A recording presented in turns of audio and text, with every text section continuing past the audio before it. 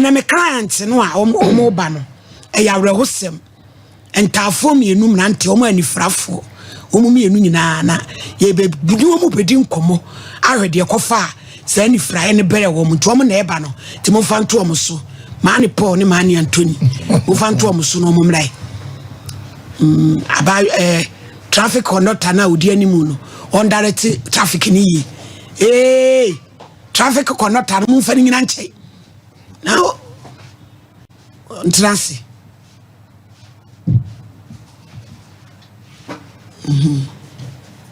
abusuafo na de wo ho no asem ane agese baako na di fonka obra he anka ba contrase so mienu nyina transe so mo yentafo to mienu na o de o trans akonya nda hokwa o mu wi abrapa bitima transe no mo transe na say dwa bag no edi machi na no ene say edi e mu books ne wom me pa cho mu nyi books ne ngu ho ma wom mo bag ya mo di ko school no edwa bag dabi ati atumu ana mo so mo bai yo abusuafo emrantie mienu omo anifrafo me ma na mo hote sei mumie ma no nkasa madame Bachao nyame adom yo pepacho wo a wo mini faso yi wo na wo che jacket green wo ni odin de sei Anthony mani Anthony ena de oni faso yi so e madame means a friend mani Paul yo ayo mobile program isu a ya wo Bible Quran bodu ya snap ne ya bibi focus ya de he na mope Bible na ko he asori Roman Catholic mo ye Catholics yo mamo me mo abrofo sembia wa Anthony sum ya ka say yes my lady Anthony Peja so tobu Peja Bodi me Bodi mani iribanu Anthony mi kura me Bible sa sama me be kan enye ntro no kre onyame boa me order in court onyama Paul so lamina be jema Paul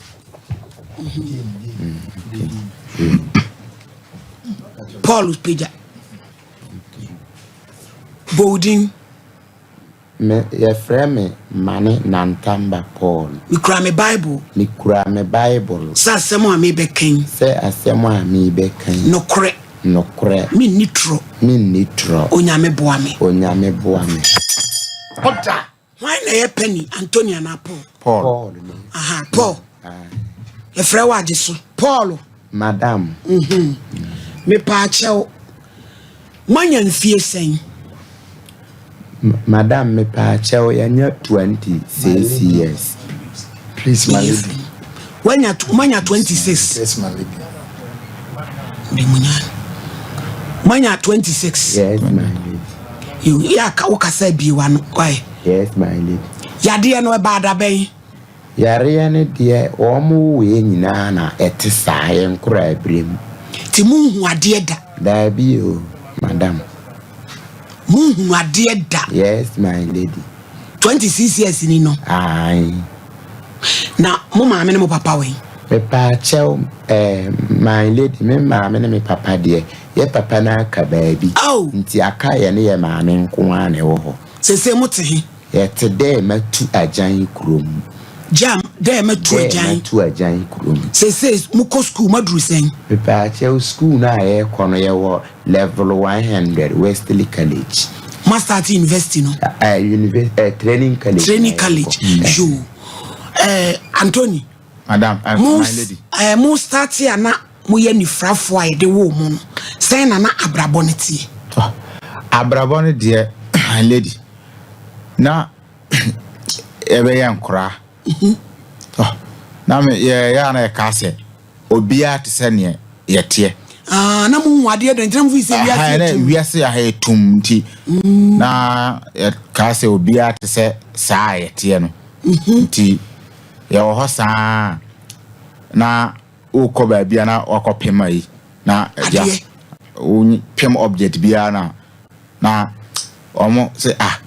nkrofo ye omo ani hunu ade ana na me say na de yanso ne sa ye obi anani hunu ade na obi anani hunu ade na omo say omo de so omo hu bibia omo hu say ade da ho omo nkopem na den na ya ye de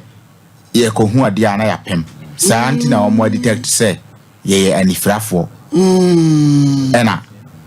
yanso ye hu say ti hono na mo be hu say mo ye different ya yare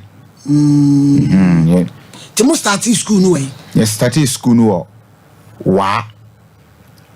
na mo ko special school ana na mo ko ye de ibika na ye de ibi cited one no ye ko na ye ko bi wo there ma to ajan krom obi amani hu ade na mo ko cited school ha ye kwa ye ntimi ntwere na eja asem na o mo be kanu na ye de ntwere ye problem ye nhunu blackboard no so ye ntwere na hwan na ma mo ko say school no cited no teacher bi a ye frɛ no Shogolo on na se ye nkɔ ho no say ye nhunu ade ye kora anso de o mo be kyerɛ no ye be te ya so bete na edru exams amoye den edru exams ya omo de exams pa no be tu ya nimu a na ya na te ben cites for no nti omo kan ayina ameka se answer ne bi nti sign wo de na ye den na sign me so me de mam or the ayinu a circle ne de ana wa ya be circle ama me so we be before the Uradi Yakopo eti emra na mo start primary school ni abraboni asetena no saying na net ye mo ye den na mudidi mabudada brabom ni eni fraye nipa mienu sa no ya no dear madam my lady ya na yetimi ko page ye ko peja e beton mani efra no ye wuram sa e ko peja mo ye den na mbubuja no eja ya so ya de yansa efefa ye ko so janu mu ana na ya de ayi sikan na twa ahwe na ya hwia ahwe se dua awa muhia ye hwia ahwe se wiase awa na se enwoi na maboaboa no na ya boaboa no na mabeton na ya beton eno ana mo de hwemo ho eno ana na ye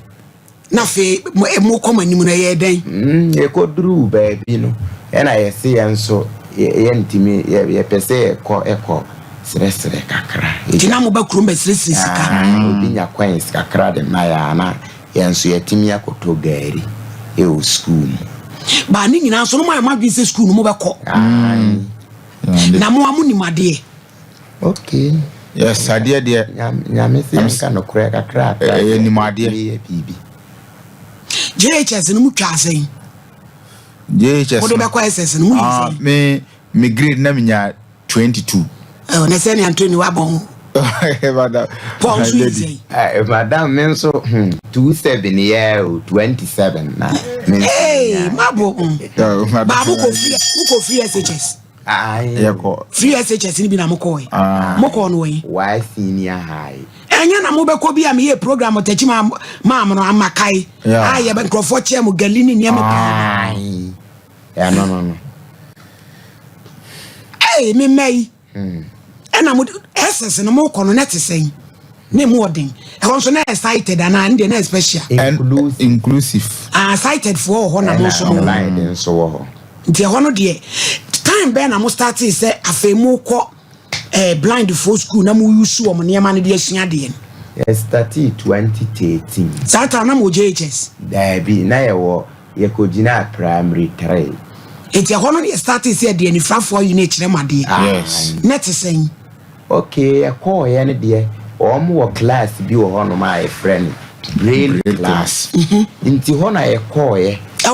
wo wa nti ye ko duru ye no o fa ntwere ye ne de breme e na me fa me nsa e fa ho sei nti me fa ho no e na me se me hu bibia ho na de na ye abuba sei mi nti e na wo ho se hwe sa na etie na eno na wudi besua de eno na ye di besua de nti sa na etie na wo mu nyina eye nti ye kwa na wo mo se ye nsua ABCD ye sua na aye style bisa and I'm say to say me meja ya ko feel because we aboba say metimi aye den ehun and I almost say nya monyere mo nyame wo ho ibe hu ampa nso ye fa ye sua ye hunu ne kama yetimi ekenkan ewridi ekyere eye bibia na time eduru na nka ye wo P4 omo ya ni hu na ade onom no nso ye call honom no teacher na okọ kyerɛ ye ntwerɛ ya no wase odi ebe kɔ P3 na ye de se modesta Anthony we say mukuta fo mo ye de na muhu keepers no keepers no de kyerɛ mo ye kyerɛ nse mo kyerɛ ma mewe say 1 ewo wonsa nifa so nti 1 no ne down 4 and 4 no so down 7 the down so 7 so down hono ye star enti omo kan sa no omo se oba middle line no eno so 2 5 8 and 0 ti ano na mudi hu ba bi wo me frɛ wo apɛ no wa bɔ midin we dey na ya hu se me na me frɛ ya na number no se ye no you use the friend say talking phone okay nti say your store number na say wo fra na ebebo madam adazoa ti ana wa bɔ midin se madam na wa frɛ mi me ba na yahwe moko SS no ma 6 na mu se de na didie ni niema mo papa wuye ni akosie na ansa na no Paul fa book no baako na fa unsa fa so na kenkan na ye hwe se de mo kenkan ye no etie na ye hwe bi mu na ye hwe na ene kan social studies 2022 wasi the best way for an individual to develop his or her capability is through A, settling of goals, B, having sense of direction, C, job security, and then D, education and training. And the correct answer is D, education and training. Yeba na ye ne mei atwa so wiase awrehu say ya wo me aba wiase no me say wiase etuntum na ni yenso ye be ka kire wo se hwe ye de ehu ade o wo de wotisu Africa yo Anthony madam abrabono say na etie wo ye ni frani na wo pese wo san ko school say na abrabone tie to say wo ye ni frani na say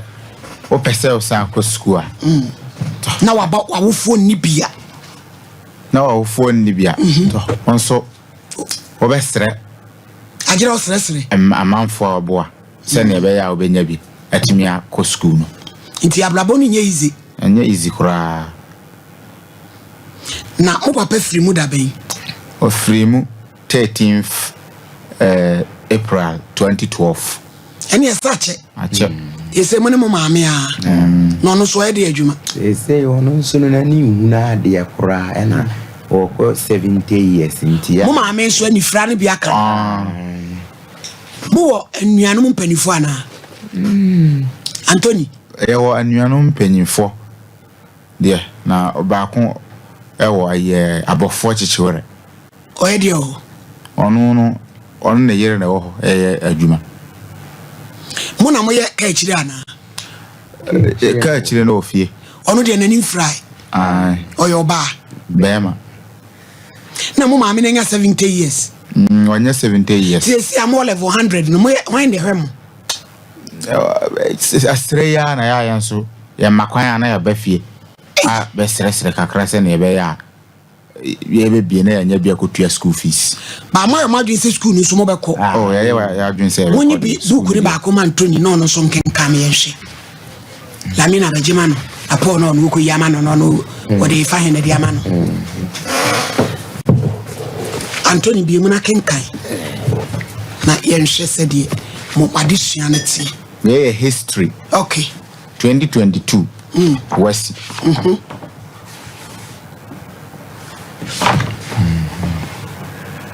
Number 1 okay documentary sources of history are classified into two main groups. One of which is A, travelers journals source, B, primary source, C, praises songs source, D, diary source. And the correct answer is primary source. Ma na dem afa mo resource ni bia ma Resource na di bia ba. Yo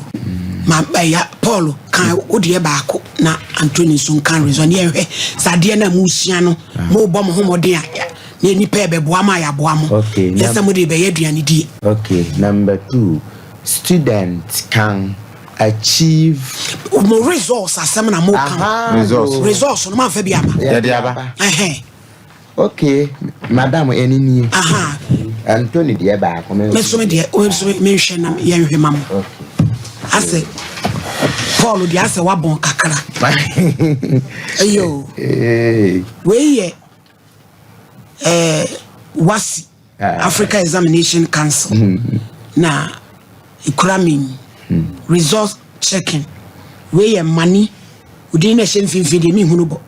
Efe ye ban say media na nantamba Paul social studies unya good English language good Christian studies good government good history credit and dagari eno de worry wa ukro mu kasa ne mum no worry Paul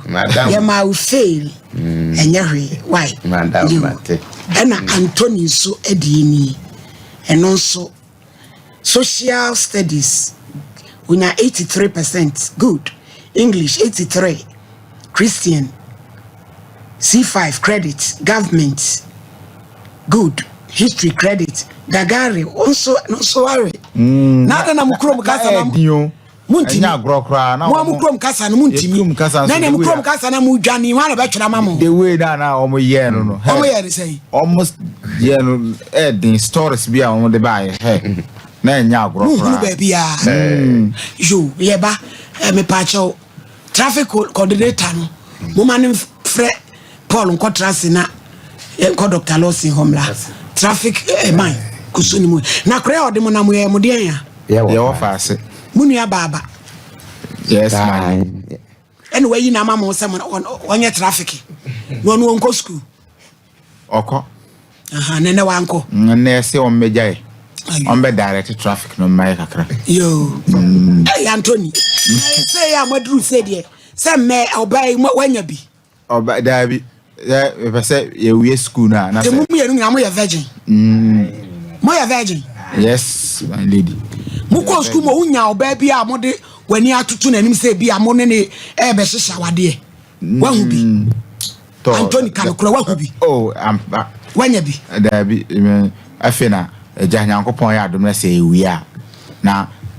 some school mu honom no bia ma ni bi ho west school hono omo ye ayifo no visual impaired for na da bi say I am impaired for no mu intention obi a wodo no da bi na wo nyini me nyini dia na bet say me independent me da so dependent nti e was say me we school no nyankopon ya adom na say me nya adwuma bi ya na afedie ma pebi yo na no mo bo ye de na mu ma na mo de be pe wom say ya be o mo ya be frɛ o mo ba na no mo so say bi o ma ni hu na de na mu nya de o yes e kra cited ya ope cited ko kra na e pe because say wani hu na de na say okofa o yonko ani frɛ ni a e be hadwen tagi so nya ono nani de mo be da e bia bibi be ba o be ka che o say aboa bi na e ba ni sore na watimi akunu nso so ama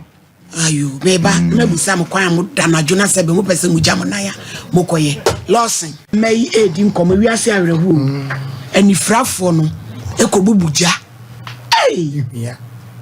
ekohwie ja na hwese awo ana eyemo no traffic conductor kan ho kakra brampa mo so ni mu ye ni pressa ahaye wodwuma jama no no akola no ye ne natifia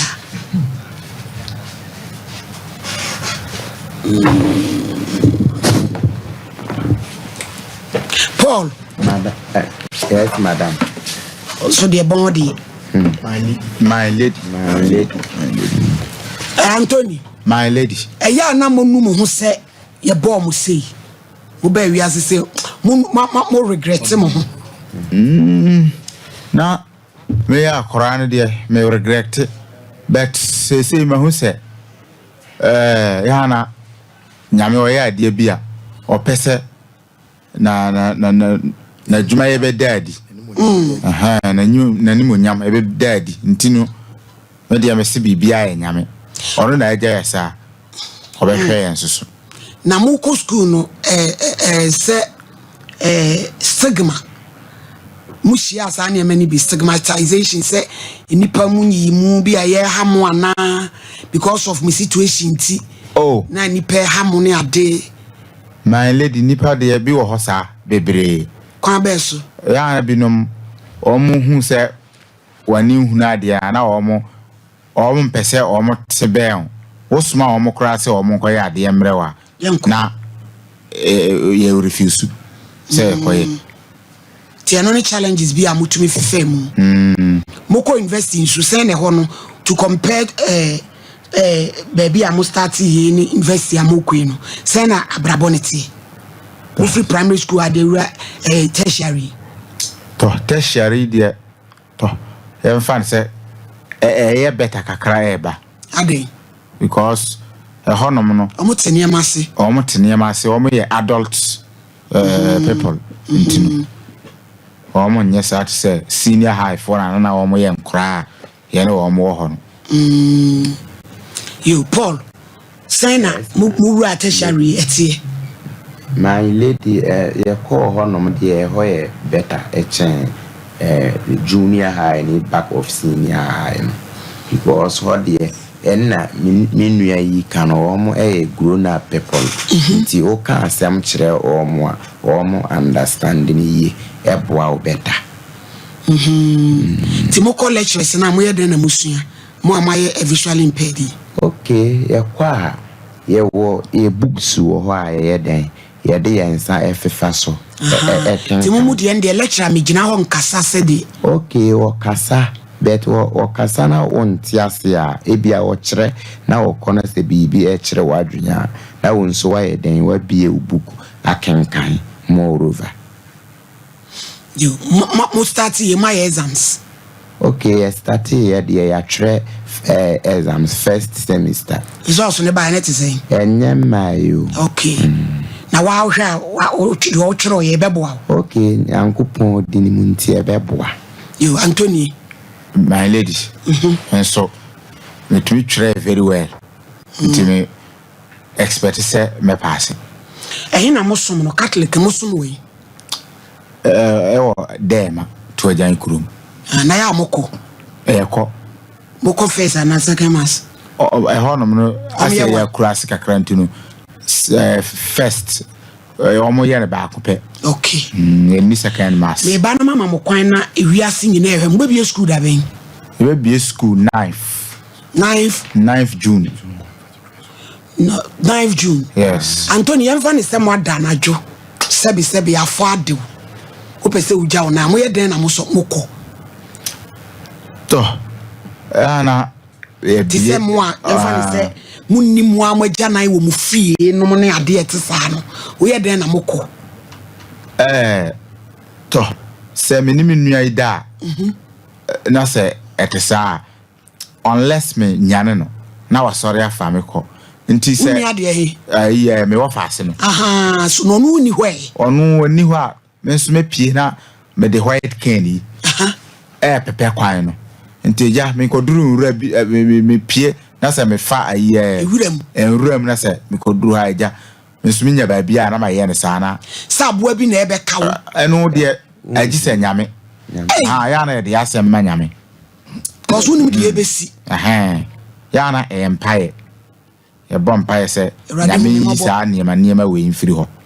ba mu nhia sa ade ni bi dita ba ko bi na mo se mo ko fedwa na nipa no mo sesa de aye ayi nete no se ye ne o mo no ade na ye ne o mbekọ no Adam ni omo hunu ade nbekọ fu ade na ekosi wa fu mu ya na omo ko sesa dua na de apro no eni mfaso bia no e de maye na omo apede ye kama no abeton anya sika no omo didi aye 40 enya ya propro no aswae ba mo ampo no mo kwa mutumi hunu papa ba Adam ni nipa na ni da ho no bekọ no no omo akwaya mo sa no omo ye sa yo ante pole me pa cha o me papa no me na ma wane so me pa cha o me papa no me sister no me bra no me ene obi biara no tie ye mi ani nyina ni nyina na ye ntafo na ya ni nyina de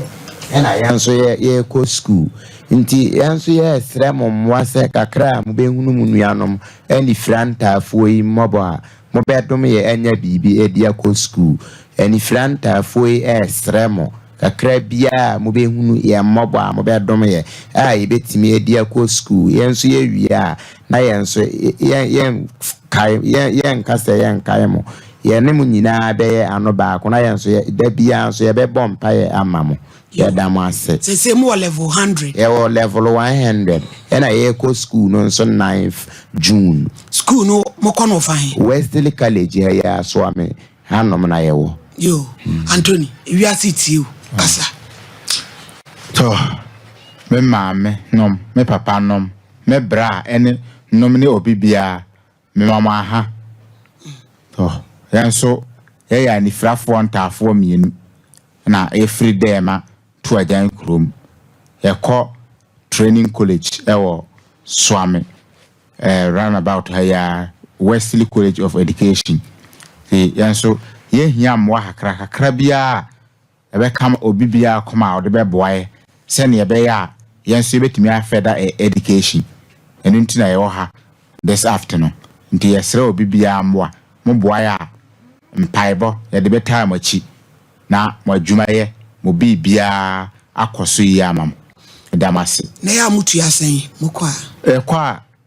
ye be ko first semester no level 100 ye tua 4,500 Ghana each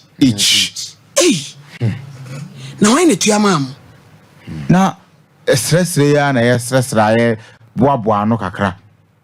we ya mo be ko nzu mo be tua sen we ya ye be ko nzu ebe tumi atua be ye se school fees ni de ya na sa se o mbeto sukura na be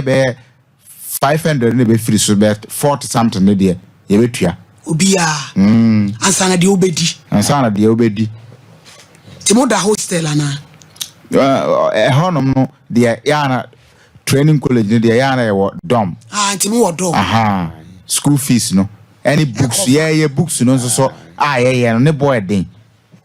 say ombe one copy amawa back and front bia be 2 cedis enso ebetumi a contain be 130 pages